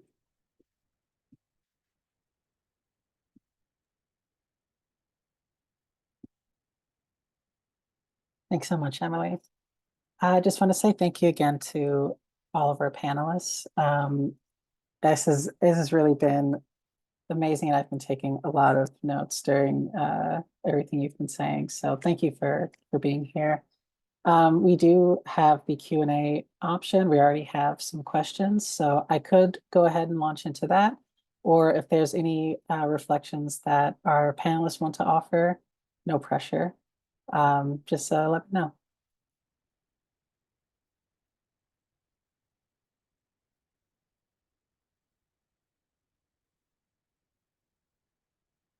Okay, in that case, I'll go ahead and get started.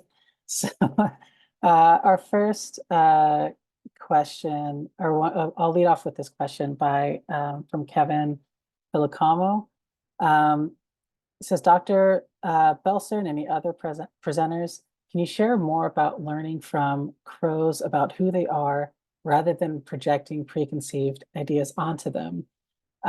He says, I'm currently working on a dissertation proposal which focuses on learning to listen to the larger Earth community and Earth communities of which we are a part, hearing them with our own ways of communicating, and would welcome your perspectives on nurturing this skill. Yeah, thank you so much. This is a really wonderful question. And I love it particularly for, I think, the way that it hones in on this idea of learning, right? Learning about crows or whatever, whoever, as they are in themselves, rather than as they are through the prism of the world's projections. So a few reflections on my own experience with that. I think that this kind of paying attention, whatever sensory modalities you use, whether that's hearing or sight or touch, or I actually feel like it's really helpful to first to kind of widen the possibilities of different sensory modalities depending on what's in your own kit, what's in your own capability, is already helpful. But I think about these different practices of attention as skills like any other that take time to develop. So when I think about the process of learning to see crows as themselves, I actually really think it's helpful to recognize that as an ongoing work rather than a sort of straightforward, quick shift in mindset.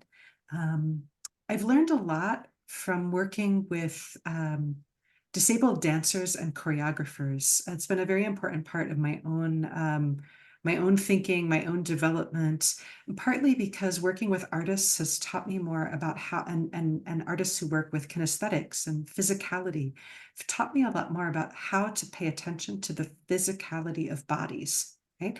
And so I brought a lot of those skills. I mean, right, like actually thinking about crow's feet, watching and noticing how they move, like all of these sort of, for me, often observational skills, have then become a grounds for a different kind of reflection. And I've been very deliberate about trying to do that in conjunction with also thinking about the weight of the world's projections, right? As a disabled person, as a queer person, I think a lot about parsing the sort of morass of projections that get made onto bodies. And I think crows drew me, and particularly because they're bodies onto whom so much gets projected, right? I'm like, oh, crows, I feel for you, right? But actually, so much of this work has been, I mean, obviously, I'm playing with metaphors when I think about crows as crip, when I think about them as kind of disability kin, queer kin. I am sort of doing a thing of saying, all right, I'm going to live in that realm of metaphor too, but turn it, twist it, queer it so that it works in a way I want it to. But I feel that the ground actually that I anchor in most is a kind of sensuous, regular practice of attention to their bodies and their body relationships with each other. So thanks for a beautiful question, and sending best wishes to you also for your own work. I'd like to add something to that as well, that I think that the issue of listening, of attention, also becomes, it's a diminished skill when we think in categories, right? I can categorize something. I really don't have to attend to it. As soon as I've got it categorized, I'm done. And with moves into much deeper sense. Whitney Bauman was talking about this the other day, and I think, you know, all of the presentations today are involved with this notion of the aliveness of the world. Also means that it has the capacity to fail at its categories, and that's also a very queer thing too, you know. But to be other than the category that is projected onto you is an important, and when you come out of a tradition, out of an epistemological tradition, like some of those that I've tried to learn from, when you come out of an epistemological tradition that, as the Anishinaabe say, you know, yeah, not all stones are alive, but some are. Well, how are you going to know which ones are alive and which ones aren't? You can't use the category to do that. You can only pay, and if you don't pay attention, you might get hurt, you know, by a stone that jumps up to kick you. So that idea that everything has the capacity to be other than some category I think, yeah, Julia's completely right. It requires a skill set that really takes some, you know, it takes attention. It takes, you know, getting used to being surprised, which then if you think about that in terms of how, you know, we are trying to better understand queer youth, you know, and how do you make room for individuals to be what they're going to be, and maybe not even permanently be what they're going to be, but to be able to create a kind of generosity toward the world, so looking at crows, and we, you know, man, we've got a lot of crows around here, and I am so excited to, you know, I've been referring to them as my local mobsters, you know, in that affectionate sort of way, yeah, well, this one's Guido, you know, and he's going to take care of that. And they just sort of, the way that they are so social and so pushy and beautiful. So thank you. You know, I'm excited to reconnect with my neighbors here, but to be able to recognize that kind of sense of listening, that takes that, you know, here I go back into that kind of epistemological background that that has to shift in order to even be open to the possibility that some stones are alive. I want to jump in as well, if I could, on the topic of both birds and stones and modern pagans. A lot of the different tools that we're seeing, and this is, I mean, we have witch talk, we have spiritual talk all over social media. It's very, it's everywhere, sort of, right? So you have all these like books about crystals, right? This rock means that, this rock means that, right? And talking about rocks, dirt, birds, the Counting Crows poem that there's different mancies that are like a knowing through, pyromancy. You can read the flames of a candle and all those different things. Or looking at angel numbers and these sort of like trendy, newer age pieces of that, I think serve as a route to learning to listen to the around you and learning to sort of destabilize those categories, right? Of where, you know, a crow is actually has something to tell me and it's my job to listen and pay attention, or a different rock, a different phase of the moon, these different sort of formations, the tea leaves and things of that nature, right? I think all of those sort of practices in the same way of like a Sufi zikr or different variations of prayer, right, can kind of function as a route to listening and hearing and just being more attentive to your surroundings in general, in a way that's less sort of inundated with like screens and advertise and just like the natural world around us. I think there are a lot of ways to get better at that and like sort of step ladders into that. It's really, really powerful, Emily. I'm also thinking alongside that one of the things that's been really interesting to me with Crow Project is the recognition that actually my crows, right? The crows I hang out with often don't care much about me, like aren't that interested in me. And so that's also been so salutary to realize that like I am not at the center of their story. And I think that's such a beautiful kind of, it's making me think of what you were talking about with the, you know, the sort of the eco-spiritual brilliance of Psalm 104, of just kind of like, humans are not, we're not all that necessarily, you know, we're just sort of a part of a broader fabric. And so I think one of the things that I've also been really interested in is this sort of unexpected invitation to like be an eavesdropper into a world whose social rules I don't fully, like, I don't know, and whose gestures and intimacies are not my own. So that's also been something I'm thinking a lot about. It feels like there's a queerness there that is actually a kind of potential for sort of critiquing my own sometimes tendency or desire to sort of imagine my world, my spiritual life as the center of everything. Could I ask a follow-up question? Yeah. This is a question directly for Julia, building on that just really beautiful presentation.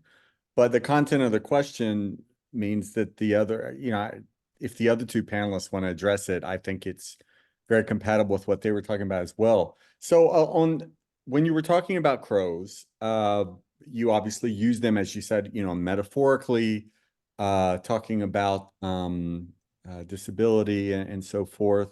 So there's human, it blurs the boundary between ourselves and the crows, right? But early in your presentation, and I don't remember exactly how you put it, but in the first part of your presentation, there was also a little bit of a blurring of the line between the crows and the divine, if I heard that correctly.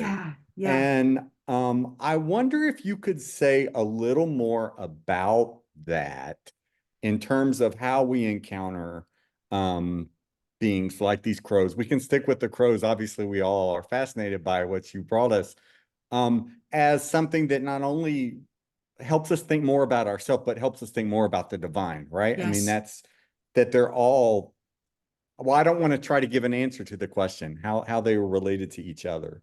Yes, I'm actually deeply interested in thinking about crows and crow bodies as offering me, maybe us, right? If others want in, but certainly me, a different, important, salutary way of thinking about the divine, the sacred. when I think about God of Crows, I am actually thinking about what does it mean to imagine crows, right? Crow form, crow community, crow connection as God, or as a way of knowing, feeling, understanding, glimpsing something of the ultimate.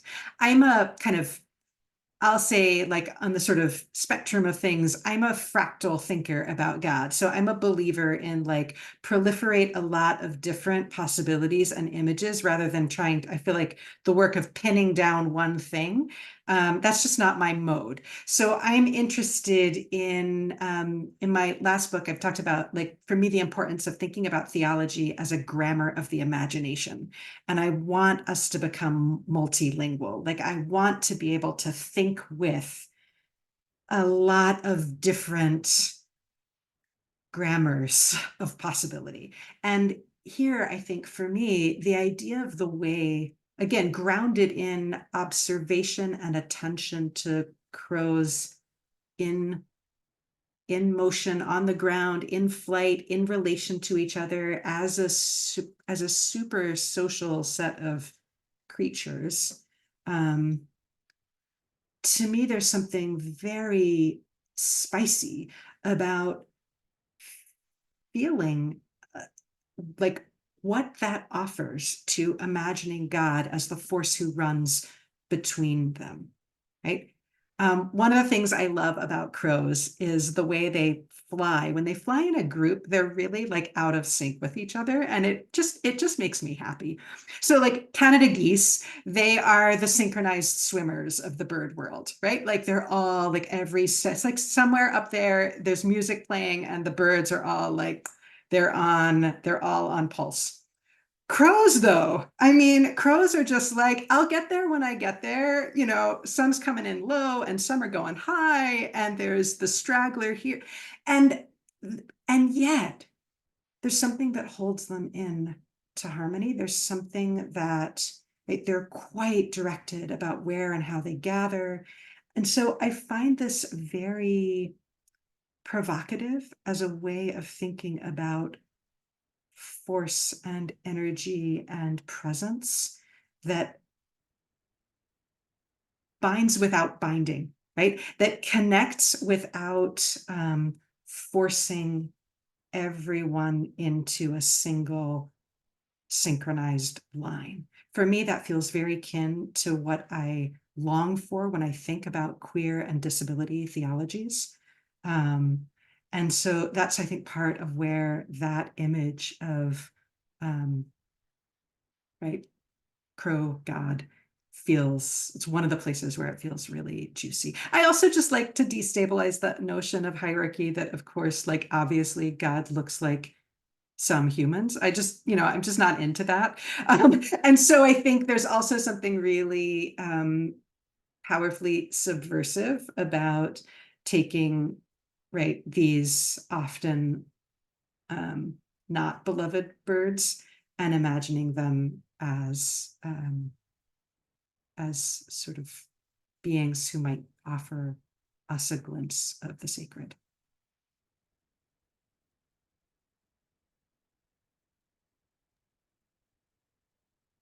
This seems to be related to a question by Barnabas Lynn. Let's see, wanting to see our presenters take a crack at unsettling and queering how Elohim Selim and Imago Dei, sorry for my pronunciation, has been deployed by many at the margins, including us queer folks, to secure and fight for rights and recognition. They want to hear implications. They hear implications in all of your presentations about the limits and liabilities of leaning on this concept, and would love to hear your thoughts on this more explicitly. I'll take a crack at it. So I think it's an important question that, at least in the Christian tradition, the Imago Dei notion has been used to privilege men, and still is used in traditions to, deny ritual leadership to women. Again, it's that notion that, yeah, God has to look like a guy, and a white guy at that. So there's the limitations, I think, are, you know, a lot of work has been done to try to think about what some of those limitations are.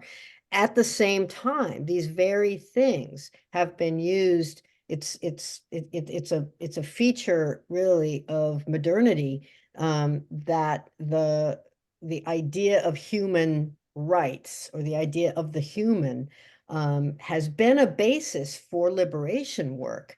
But the limits of that liberation work has been the profound anthropocentralization of the human. But those of us that have been dehumanized, you know, can use that to say, here is a contradiction at the heart of, you know, of liberal politics. Here's a contradiction at the heart of the Constitution, you know, all men are created equal, so forth. That to be able to use those concepts in order to pull them into a wider position so that a few more humans can fit in. So your point is that absolutely the Imago Dei has been a useful tool, kind of a tool of the master's house, if we want to think of it that way, right? It's not dismantling the house. But it is a tool of the house to make room, to widen, you know, the tent a little bit.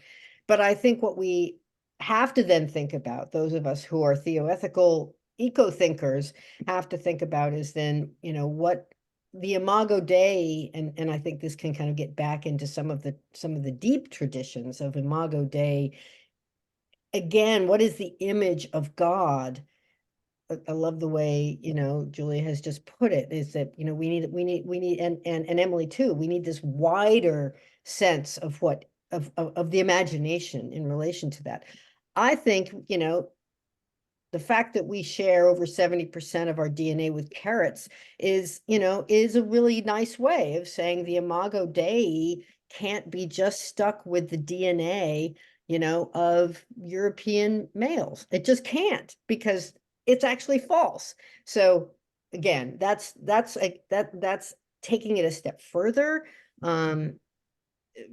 But I also want to say, and this I think fits with what some of the others, and especially, you know, the discussion about crows, is what are we doing with the image of God anyway? It's being deployed as a power tool right there. You know, it's being made to say this and not that. So I don't find it a particularly helpful artifact of the theological tradition, because it's awfully hard to not have it become that kind of a tool. Feel that. I really, really resonate with that. I think I land in a place of saying the human rights work that gets done that's often grounded in the idea of B'Tselem Elohim, or the image of God, matters to me profoundly, profoundly. But the concept itself, the history of it particularly, is often grounded in a lot of really pernicious, I mean, I've focused particularly on the way it's grounded in a lot of ableist assumptions. As soon as we try to define what makes humans so special, it's like a laundry list of things that only certain kinds of humans share or experience or have access to only temporarily, right?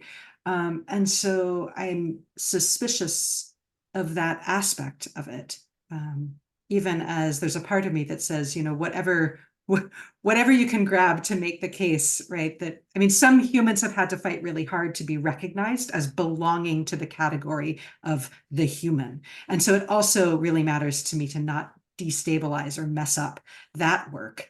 I think it feels really urgent to imagine other, more capacious ways of recognizing value.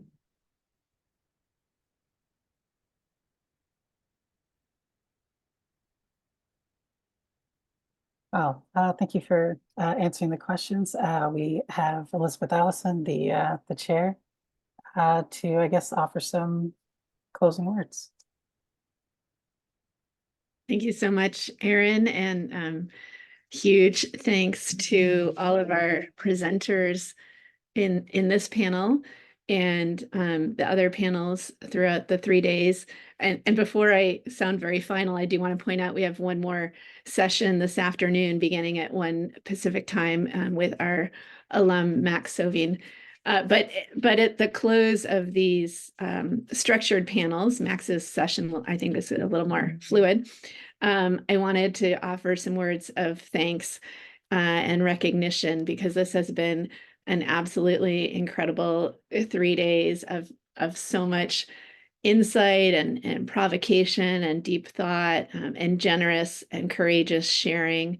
That is something that I've really been reflecting on, is the courage that it takes to share some of these viewpoints that push forward the boundaries of our scholarly work together. And I know that there are many, I mean, I myself have experienced, many different factors that sort of impede pushing the boundaries. And so I really want to express a huge amount of gratitude to you all and to all the other scholars who are pushing forward the boundaries of scholarship and of theology and ethics and environmental thinking, anthropology, and field work, and all these different ways that boundaries are being pushed forward and not being accepted. Or as all of you have said today, there are ways that our current disciplinary frameworks box people in and box in non-humans as well in ways that are not acceptable and are not life-giving and life-affirming.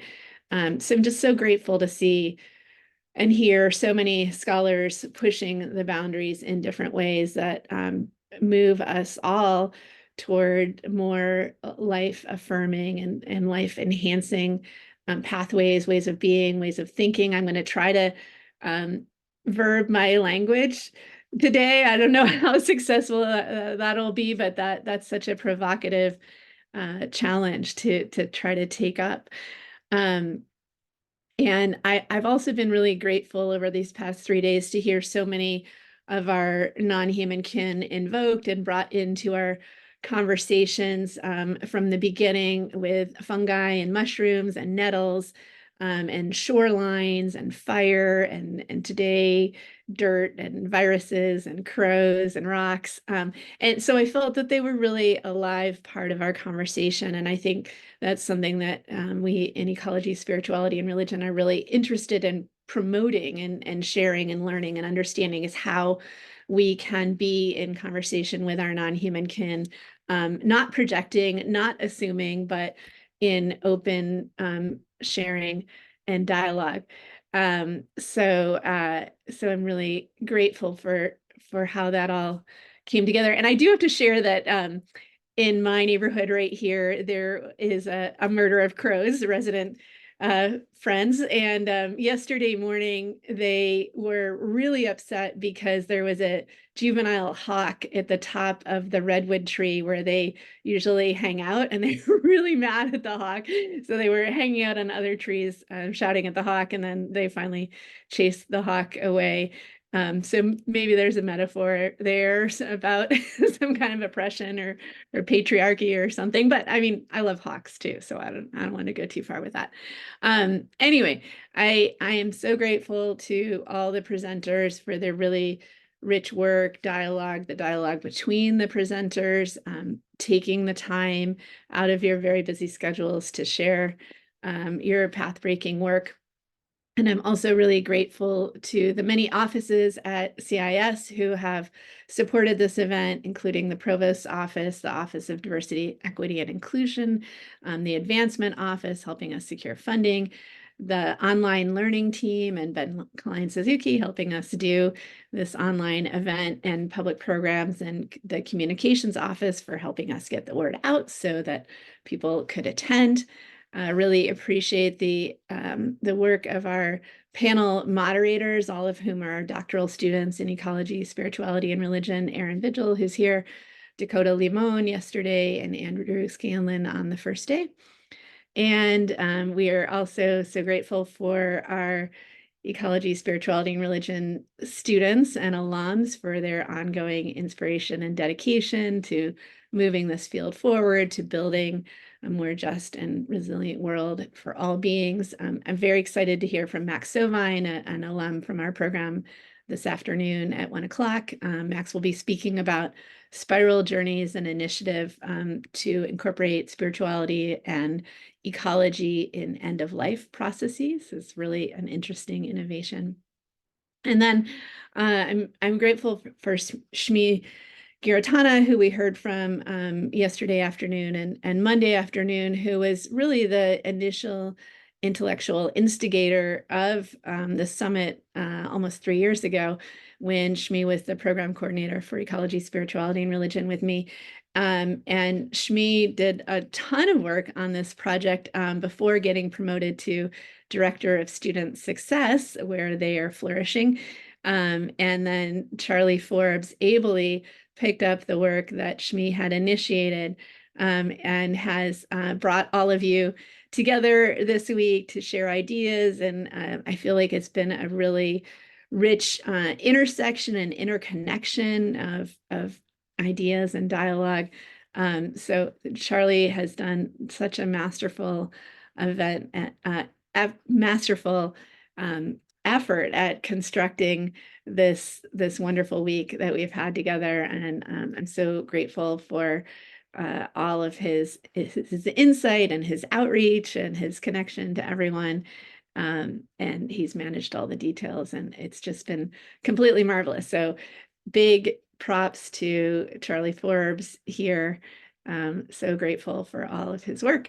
So I don't want to keep you all from your lunch, but again, very grateful that you could be here and enrich our dialogue. And I think the main thing that I've learned this week is that ecology, spirituality, and religion is always already a queer field. And I'm grateful to know that, and grateful to have learned so much about the many ways that that's true. So thank you so much, everyone.